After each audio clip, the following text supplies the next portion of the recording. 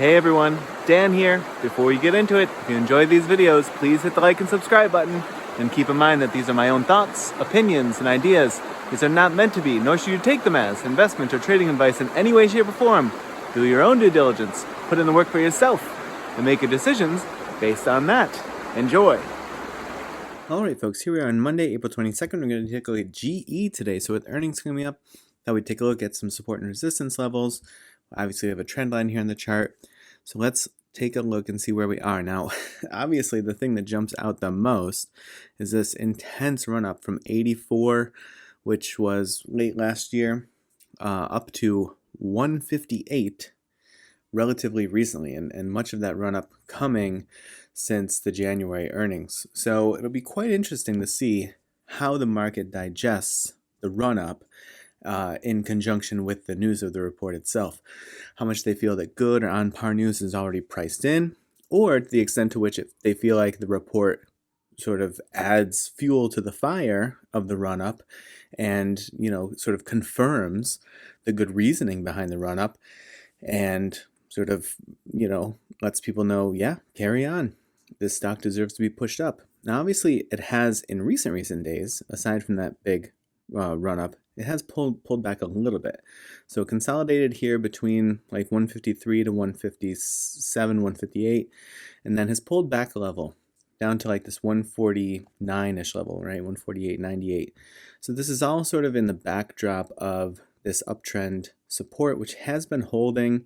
The most recent real test of it coming right in here, as it was in conjunction with that 135.58. So it's sort of back in that similar positioning where it's settled on a support level, and it has another support level right below it that sort of, intersects with the uptrend support as well. So if it does get a little dippy, but not too much, and it comes down to this 144.82, we could see sort of a potential for a double dipping of support there, being the support level itself plus the uptrend support trend line that has been holding for now. That said, if it has a big enough negative reaction, it could jump way under this uptrend support and just sort of bust that trend line altogether. All trends eventually break anyway, so it's not like a a terrible thing to have happened. So that's what I'm going to be looking for. If it does sort of move downward or move relatively sideways, I'd really be looking at this 148.98 level, aka 149. And if it just rises slightly, 153.15, 157.69. I don't know if I put anything. Yeah, I thought I had something else above. So stretch here. Obviously, there's going to be some price action that could develop in between 157 and 175, but I did put that 175 up there as just sort of a note of, hey, if we get continued tailwinds and it wants to keep pushing, that 175.16 could be somewhere on the horizon. Now, if it does get dippy, like I said, 144.82, 140.85, 135.58, and 129.98, aka 130. On the think or swim side of things, you really see the run up here. Actually, a good call out here by the conviction candle.